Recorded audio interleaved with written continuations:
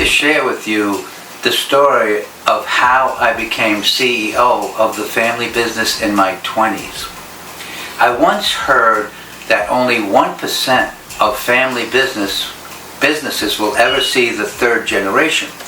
And of course, our business not only got me coming in as second generation, but my son now is the CEO of the family business, Mid-Island Flying School. So we have seen 3 generations of Mancusos in our business. So why is it that only 1% of family businesses see the third generation? It's because the founder loves what he created and he works till he's 90. His son at 65 is still getting his father coffee. The family made some money if they made that many years. The grandson gets to have a college education. He goes on his own path, and therefore the business never sees the third generation. Well, in our case, something unusual happened. My father flew charter flights in a Bonanza and later on in a Cessna 310 out of Deer Park Airport. And one of his clients was Bill Houghton, the famous harness racehorse driver. So he would fly Billy Houghton all over the East Coast to stakes races where he would drive the harness horses. And in the harness world, you call him a driver. In the thoroughbreds, it's a jockey. But in the harness world, they call him a driver. So Billy Houghton, the trainer-driver, would drive the horse. My dad would fly him all over the place. And sometimes they'd have to overnight on certain stakes races. Had to be a 2-day race or a race-off or something. And my father spent a lot of time at harness racetracks and barns and whatever. And he decided he would like a harness horse, and he bought some cheap claimers and just had some claiming horses, which are kind of the bottom of the rung. And my grandfather dies, and he leaves my mother $3,500. And she says, "Lou, can we buy a baby racehorse that has its whole future ahead of it?" And Billy Houghton says, "I don't know, Connie, I don't think $3,500 is going to do it, but let me see what I can do." He finds one for $3,500 at the auction, a baby horse, and it was called Nob Hill. And it takes a whole year to get a baby horse into training where they can be strong enough to race. So the year goes by, they pay whatever to keep them healthy. And he races and he does good. And he wins stakes races. And a lot of people out there probably don't know what a stakes race is, but I'm going to tell you. So in a regular race, the purse may be, $10,000, $20,000. But in a stakes race, it might be $150,000. Or in a case like the Little Brown Jug, $3 million. So how can they afford to pay huge amount of money on a stakes race? Well, when the horse is born, you have to put $50 in the kitty. You have to nominate your horse to race in a specific stake. And if your horse is healthy when he's born and he looks good, you may nominate him in 20 or 30 stakes races at $50 a pop. When he's 6 months old, the ante is $100. When he's a year and a half old, it's $200. And then when he gets to be 2-year-old, just before the race, it may be $500, and the entry fee on race day may be $1,000. And so these purses were quite substantial then and even more substantial today. So anyway, Nob Hill goes on to be a winning stakes horse, racing horse, and he makes $35,000. So pretty good investment for my dad. $3,500 becomes $35,000. At that time, my father is flying a brand new Cessna twin-engine airplane. He takes some of his earnings and he buys a condo in Pompano Beach, Florida, next to the Pompano racetrack. For $10,000, they have their condo. Now he flies down in his brand new Cessna twin and lands at Pompano Airport. And the next day he's at the training track watching his horse practice, and who's there but Mr. Lloyd's, a very wealthy man from the garment industry. And Mr. Lloyd had dozens of horses, including, by and large, the #1 2-year-old horse in the country. And then he also had a horse named Rum Customer, which was like the #8 horse in the country. And so they're watching the horses train, Mr. Lloyd's and my dad. And Mr. Lloyd says, "Lou, was that you who flew in that brand new twin-engine plane?" And he goes, "Yeah, that was me." And he says, "What's that worth?" And my dad said, "About $35,000. So the next day, Mr. Lloyd says, "Lou, what would you take for that plane?" And my dad says, "I don't know, let me think about it." Now my dad comes back the next day and he says, I'll take a half interest in your racehorse. Not by and large the number 1 racehorse, Rum Customer, his number 8th horse. And they both laughed, and that's it. And then the next day, Mr. Lloyd said, hey Lou, are you serious about that? And my dad goes, I don't know, maybe. So he thinks about it for a day and he says, yeah, I am serious. I'll give you my plane for a half interest in your horse. They make the deal, and the next year, Rum Customer becomes the horse of the year. By and large, did not repeat his performance as a 3-year-old as he did as a 2-year-old. And Rum Customer wins race after race after race. And then he goes on and he wins the Triple Crown of harness racing. So that first year, Rum Customer makes $500,000. So my dad has $250,000, and it's the Ronald Reagan years, and the top federal tax rate is 75%. The New York State tax rate is 10%. Almost all the money was going to go to the government. So they had to scramble around and find a tax shelter. My dad never had a tax attorney, so they had to scramble and find somebody. They found somebody that said, you can buy Black Angus breeding cattle, and they have huge tax write-offs that you won't have to give all the money to the government. So he winds up with 200 head of Black Angus cattle in Grand Junction, Colorado. The next year, Rum Customer makes another $500,000. He became the first harness horse in the history of racing ever to make $1 million in purse money. So now he gets another $250,000. He buys a 900-acre farm in Charlottesville, Virginia. He moves his 200 head of Black Angus cattle to Virginia, and he hires a hired hand to run the ranch and the farm and whatever. And after a couple of years, he says, boy, I don't know anything about ranching and farming, but I think I could do better than these 2 different guys I hired. He goes down to Virginia and he starts running the ranch, and he likes it. He decides to put in a training track so he could have harness horses there, not just the cattle.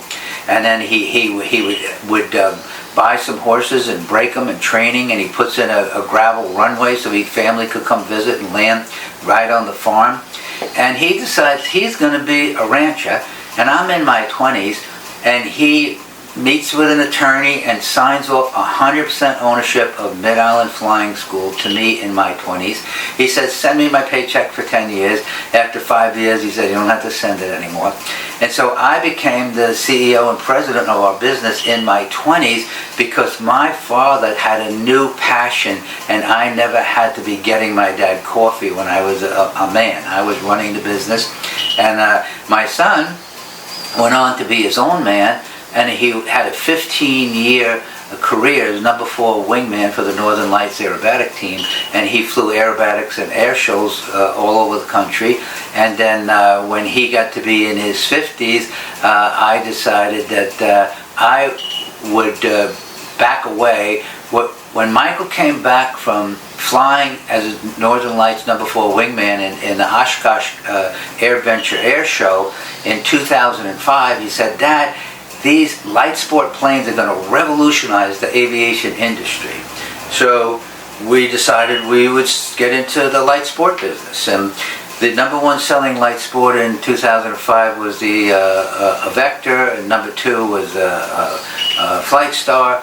And so we became a dealer for a Vector, then Flight Star, then Remos, then Piper Sport, then Tectum. Then we went through all different dealerships and weren't that thrilled for one reason or another until we found the Bristol.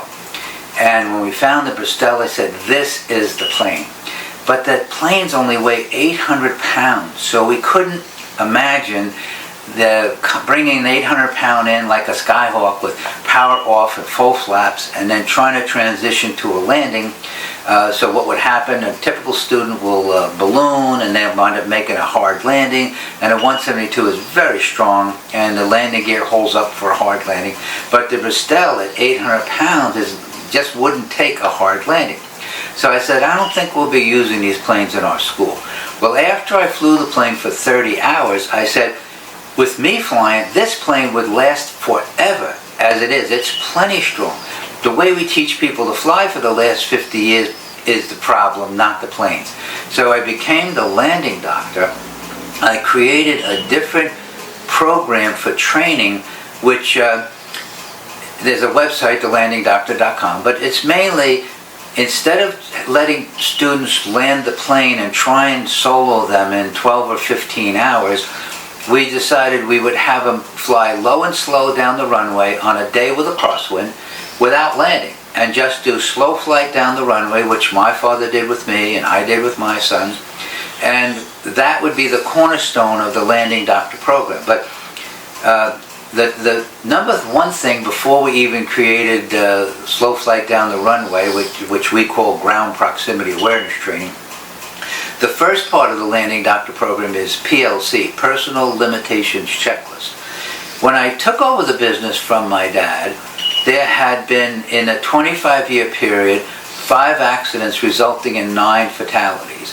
And the first year I was in charge, back in the 60s, I had an older couple rent a plane, go away, came back on a day that was windier than they should be flying, and they lost control and they got killed.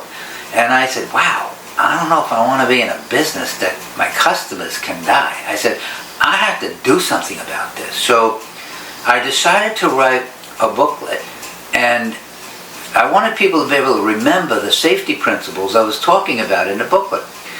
So the Bible has parables, Norman Vincent Peale's stories, he tells stories to tell people about the principles. So I took 24 incidents where people had a bad accident or possibly even died, and I put the stories in a booklet form called the Personal Limitations Checklist, Expert Decision Making, Think Like a Pro for the Newly Certificated Pilot.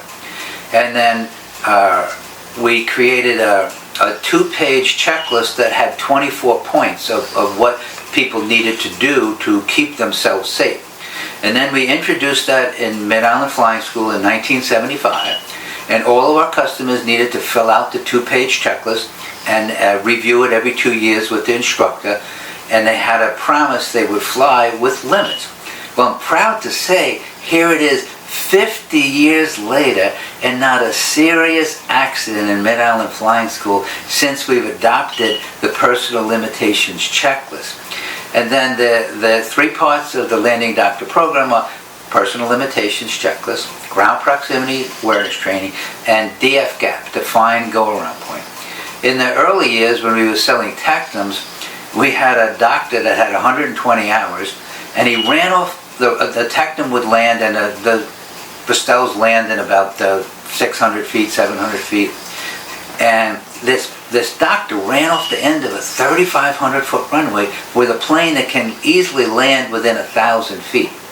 So we realized he was high on the approach, coming in with a slip which wasn't done properly, and he had so much speed he ran off the end of the runway. So we created DF-GAP, Defined Go-Around Point. At 200 feet on final, the pilot has to be within 5 knots of the desired approach speed in his final flap configuration and lined up with the center line of the runway. And so combining all of those principles has led to much more safety in our training of people. But for me to just say this is safe wasn't going to be enough.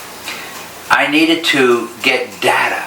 So I opened up a flight school, created a new school, Sebring Flight Academy in Sebring, Florida in 2017, and adopted all the Landing Doctor safety principles which are available on the Landing Doctor website. So we've been following these principles since 2017, and I'm so happy to report that we've not had a single incident, accident, or insurance claim ever. Never put a scratch on a plane in 8 years following the Landing Doctor principles. So I know these principles work, and that's the long version of how the Mancusos got Mid-Island Flying School to see 3 generations, 75 years in business, run by Mancusos then and run by Mancusos now. I hope you enjoyed this presentation. Lou Mancuso, the Landing Doctor. Thank you for watching. Please hit the like and subscribe button. It helps us grow in the aviation community.